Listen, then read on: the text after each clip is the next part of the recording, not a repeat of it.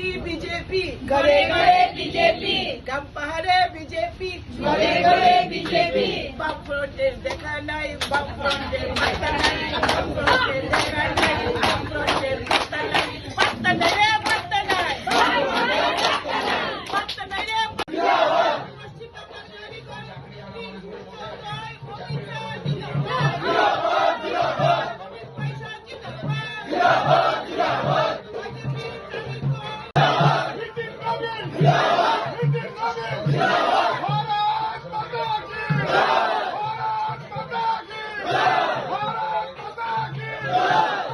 প্রথমেই দেশের প্রধানমন্ত্রী নরেন্দ্র মোদীজিকে আমার প্রণাম এবং তেলিয়ামুড়া ভারতীয় জনতা পার্টির পক্ষ থেকে এবং ত্রিপুরার বিজেপির পক্ষ থেকে আমাদের প্রধানমন্ত্রী নরেন্দ্র মোদীজিকে প্রণাম এবং ভারতীয় জনতা পার্টির এবং দেশীয় রাজনীতির চাণক্য অমিত ভাই শাহজিকে আমার প্রণাম এবং আমাদের নীতিন নবীনজি আমাদের রাষ্ট্রীয় সভাপতি উনাকে আমার অত্যন্ত শ্রদ্ধা এবং প্রণাম।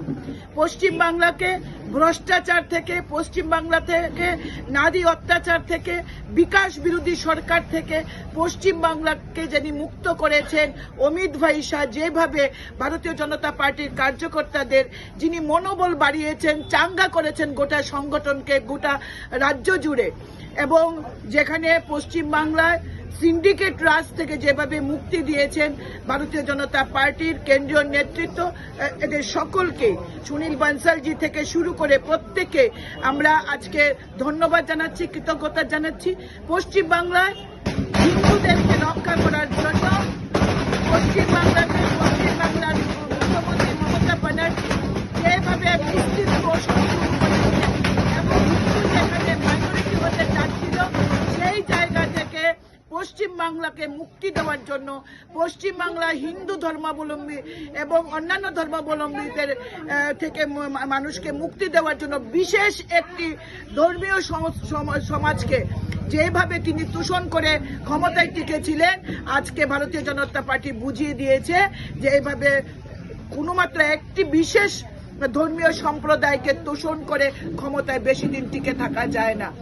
ভারতীয় জনতা পার্টি পশ্চিম বাংলার যেভাবে নতুন সূর্য উদয় করছেন, পশ্চিম বাংলা আজকে যে সরকার সবকা সাথ সবকা বিকাশে বিশ্বাস করে, যে সরকার বিকাশকে বিশ্বাস করে, সেই সরকার আজকে পশ্চিম বাংলায় গড়তে চলেছে। এবং মোদিজি ঝালমুড়ি খেয়েছিলেন, বলেছিলেন মুড়ি মেনে খায়া হে, ঝাল টিএমসি কো লাগা হে।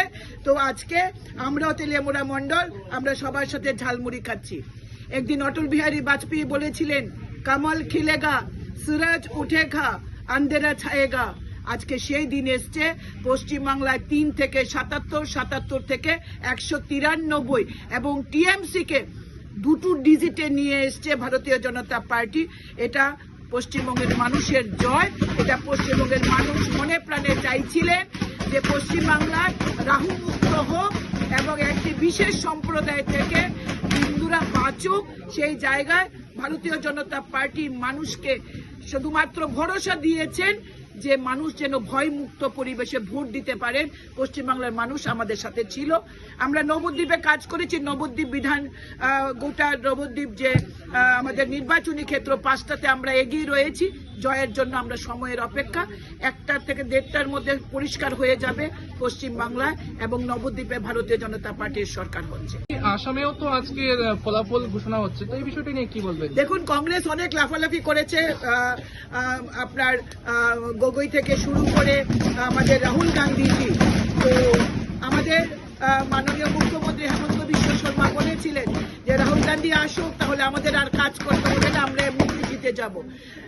মানে আসামে মাননীয় মুখ্যমন্ত্রী হেমন্ত বিশ্ব শর্মার যে নেতৃত্বে যে বিকাশ হচ্ছে, যে উন্নয়ন হচ্ছে, যে ডেভেলপমেন্ট হচ্ছে, আসামের মানুষ এর আগে কখনো দেখেনি।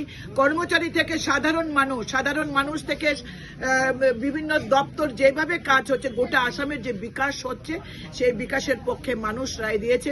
আবারও আসামের জনগণকে আমার সশ্রদ্ধ নমস্কার এবং ধন্যবাদ ভারতীয় জনতা পার্টিকে এই উচ্চতায় নিয়ে যাওয়ার জন্য এবং তৃতীয়বারের মতো আসামে সরকার করার জন্য।